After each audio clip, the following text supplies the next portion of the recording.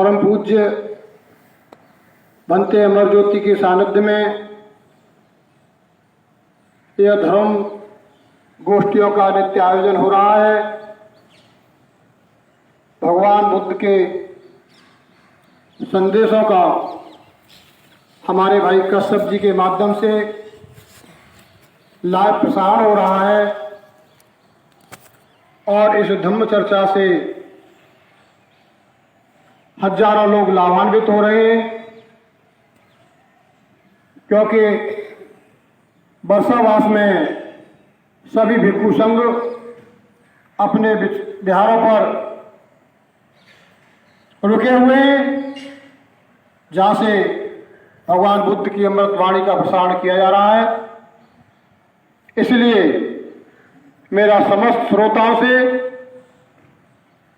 अनुरोध है, विनम्र प्रार्थना है कि इस धम्म चर्चा को जगह जगह पर शुरुआत कराएं। जहाँ भी अम्बेडकर पार्क हैं, जहाँ भी बुद्ध विहार हैं, जहाँ भी लोगों पर अपनी सार्वजनिक जगह हैं, इस वर्षा काल में भगवान बुद्ध के संदेशों का लाभ लें। आज जैसा कि कल कहा गया था, अभी तो हम भगवान बुद्ध के यौवन अवस्था तक, किशोर अवस्था तक का वर्णन किया था। उनकी किशोरावस्था में कैसी मनोवृत्ति थी, कैसी प्रवृत्तियां थी, महाकारुणिक, महासमाधिस्थ होने की और मैत्री की भावना उनके अंदर बाल्यावस्था से थी। कल हमने कहा था कि जो भी धर्मगोष्ठी में लोग आते हैं अथवा जो भी उपासक उपासिकाएं हमारी वाणी को सुन रहे हो, यहां तक उनके मन में कोई सवाल हो, कोई आशंका हो, तो वो पूछ सकते हैं। हम ज्ञाता तो नहीं, हम बहुत बड़े विद्वान तो नहीं, लेकिन जैसा भी ज्ञान है प्रयास करेंगे कि आपकी शंकाओं का समाधान करें। क्योंकि कोई भी छात्र जब नित्य क्लास में जाता है और उसका शिक्षक उसे नित्य पढ़ाता है, तो पढ़ने से उसके मस्तिष्क में कुछ सवाल भी पैदा होते हैं और जब सवाल पैदा होते हैं तो उनका समाधान होता है, तो उसके अंदर रुचि बढ़ती है और जब रुचि बढ़ती है तो वो नित्य आता है और उसका ज्ञान भी बढ़ता है। इसलिए आप लोग धर्मगोष्ठी में आते हैं, इस बात के लिए बहुत बहुत साधुवाद है। अगर आपके मन में भी कोई शंका आशंका पैदा हो, कोई प्रश्न पैदा हो, तो आप बेझिझक पूछ सकते हैं।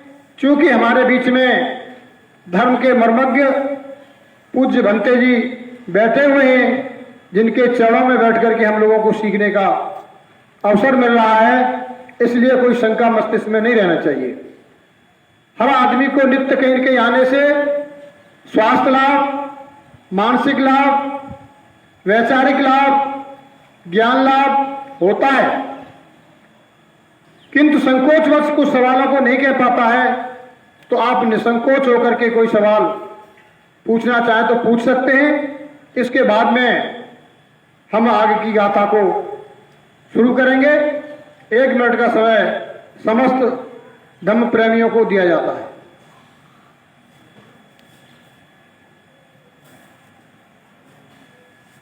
कोई सवाल किसी की ओर से? किसी की ओर से कोई सवाल नहीं आया। इससे ऐसा प्रतीत होता है कि जो भगवान बुद्ध और उनका धम्म, यह महान धर्म ग्रंथ,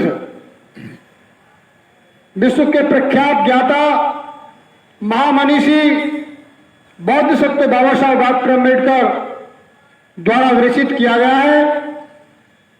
यह बाबा साहब डॉक्टर अम्बेडकर की कलम से और विद्वता से लिखा हुआ भारतीय संविधान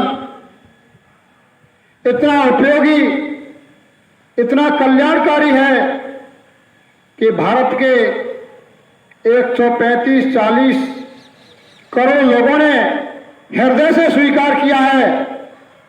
तो निश्चित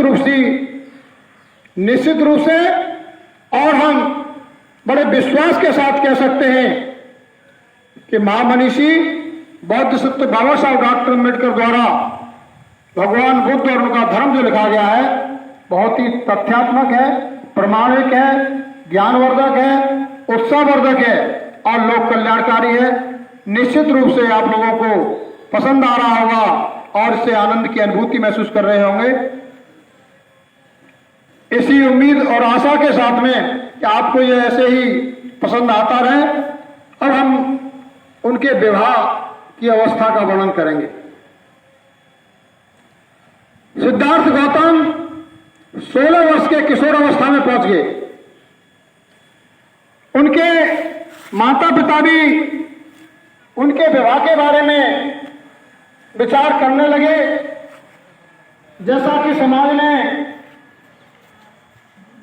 होता आ रहा है, जिसके बेटा बेटी विवाह हो जाते हैं, विवाह हो जाते हैं, तो माँ बाप को चिंता सताने लगती है।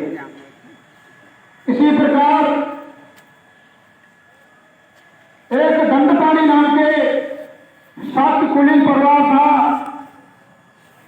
दंडपाणी ये बहुत ही सुंदर, सुयोग्य, रूपवान, गुणवान और बहुत ही चरित्रवान बेटी यशोधरा थी। उसके गुणों की, उसके रूप की जगह जगह चर्चा रहती थी कि इतनी लजवंती, इतनी शीलवान यशोधरा दंडपाणी शाकी की बेटी है।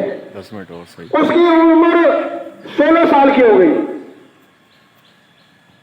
यशोधरा की उम्र 16 साल की थी तो दंडपाणी और उनकी धर्मपत्नी को भी ये चिंता होने लगी कि बेटी विवाह योग्य है, उसके लिए सुयोग्य वर की तलाश की जाए।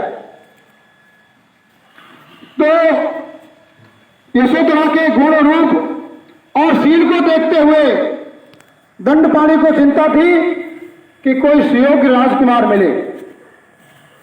कोई सुयोग्य राजकुमार मिले तो उन्होंने बेटी के विवाह के लिए आसपास के जो भी उस समय राजकुमार थे सभी को आमंत्रण भिजवा दिया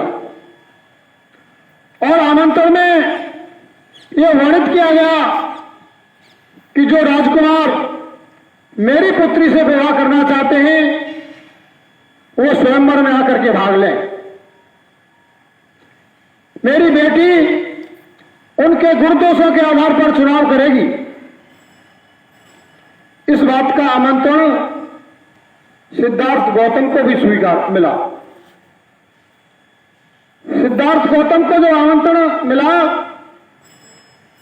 तो उनकी माता महाप्रजापति पिता शुद्धोधन ने उनसे स्वयंवर में भाग लेने के लिए कहा। सिद्धार्थ गौतम ने माता पिता की भावना को ध्यान में रखते हुए और एक सुयोग्य और शीलवान पुत्र का जो कर्तव्य होता है उसको स्वीकार करते हुए उन्होंने मां बाप की बात को स्वीकार कर लिया और स्वयंवर में भाग लेने की अनुमति दे दी। निश्चित समय पर दंडपाणी के नियत स्थान पर स्वयंवर का आयोजन किया गया। तमाम राजकुमारों ने यशोधरा को अपनी पत्नी चुनने के लिए भाग लिया। उसमें देवदत्त भी भाग लेने वालों में से एक था। पूर्व में बताया जा चुका है कि देवदत्त सिद्धार्थ गौतम से वैमनस्यता मानता था। और वैमनस्यता किस बात से थी? जो न्याय उनके पक्ष में गया था, जो एक निर्दोष पक्षी की उसने हत्या की थी और सिद्धार्थ गौतम ने उनके प्राण रक्षा की थी, और उस मृतक पक्षी पर किसका हक हो, इस बात का फैसला जब न्यायालय में गया तो सिद्धार्थ गौतम के पक्ष में गया था। वहीं से वो रंजिश मानने लगा था। वो हरदम उनसे बदला लेना चाहता था, उन्हें नीचे दिखाना चाहता था। तो उसे मौका मिला कि इस प्रतियोगिता में मैं सिद्धार्थ गौतम को अवश्य परास्त करूंगा। सम्मानित उपासक उपासिकाओं, वर्षा बढ़ती जा रही है और आप लोगों के स्वास्थ्य पर इसका गलत असर पड़ेगा। इसलिए आज की वाणी को हम यही विराम देते हुए आप सबकी मंगल कामनाएं करते हैं, वाणी को विराम देते हैं। आपके बुद्धत्व को सत सत नमन करते हुए जय भीम, नमो बुद्धाय।